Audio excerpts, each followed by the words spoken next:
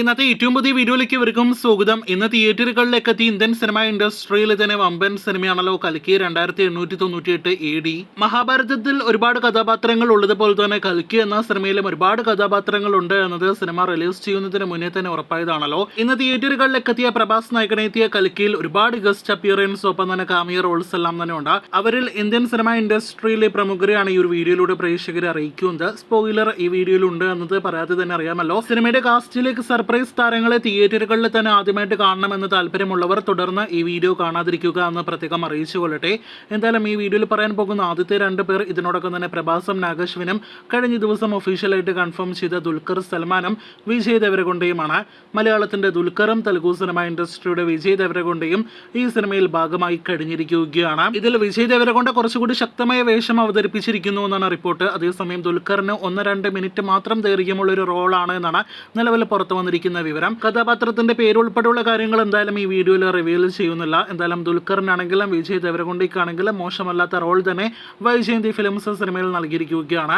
ഒരുപക്ഷെ 2ാം ഭാഗത്തിലായിരിക്കും കഥാപാത്രങ്ങളുടെ കൂടുതൽ രംഗങ്ങളെല്ലാം തന്നെ നമുക്ക് കാണാനായിട്ട് കഴിയുക. ദുൽഖറിനോടൊപ്പം തന്നെ നാനിയും റൊണാൾഡ് താക്കൂർ എന്നിവരുടെ റൂമേഴ്സ് ആയിരുന്നുവല്ലോ നേരത്തെ തന്നെ പുറത്തു വന്നത്. ഇതിൽ നാനി സിനിമയിൽ ഇല്ല എന്നൊരു റിപ്പോർട്ടാണ് പുറത്തു വന്നിരിക്കുന്നത്. ഒരുപക്ഷെ 2ാം ഭാഗത്തിലായിരിക്കും നാനിയുടെ രംഗങ്ങൾ ഉണ്ടാക്കുക എന്നാണ് നിലവിൽ പുറത്തു ഇന്ന് വന്നിരിക്കുന്ന വിവരം.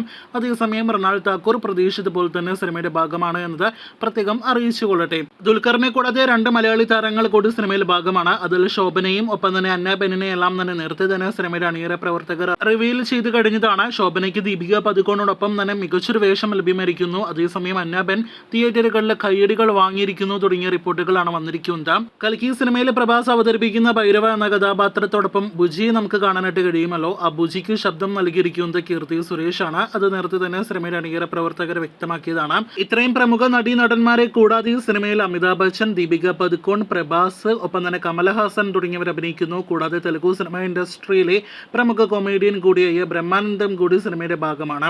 അവസാനമായിട്ട് 2 പേരിലേക്ക് കൂടി വരികയാണെങ്കിൽ ഈ പറഞ്ഞ നടീനടന്മാരെ കൂടാതെ 2 ഇന്ത്യൻ സിനിമ ഇൻഡസ്ട്രിയിൽ തന്നെ വമ്പൻ സംവിധായകർ കൂടി സിനിമയുടെ ഭാഗമാണ്. അതിലൊരാൾ ബോളിവുഡിലെ തന്നെ ഒരു സമയത്തെ പ്രമുഖ സംവിധായകൻ കൂടിയായ രാം ഗോപാൽ വർമ്മയാണെങ്കിൽ മറ്റൊരാൾ ഇന്ത്യൻ സിനിമ ഇൻഡസ്ട്രിയുടെ തന്നെ ഇതിഹാസ സംവിധായകൻ എന്ന നിസ്സംശയം പറയാവുന്ന SS രാജമൗലിയാണ്. അപ്പോൾ കൽക്കി 2898 AD എന്ന സിനിമയുടെ കാസ്റ്റ് ലിസ്റ്റ് എല്ലാം തന്നെ പ്രേക്ഷകർ അറിഞ്ഞിരിക്കുകയാണ്. നിങ്ങൾ സിനിമ കണ്ടിട്ടുണ്ടെങ്കിൽ സിനിമയെക്കുറിച്ചുള്ള അഭിപ്രായങ്ങൾ പറയൂ. കൽക്കിയുടെ ബോക്സ് ഓഫീസ് ഉൾപ്പെടെയുള്ള കൂടുതൽ വാർത്തകൾ കേട്ട് പ്രേക്ഷകർ കാത്തിരിക്കൂ.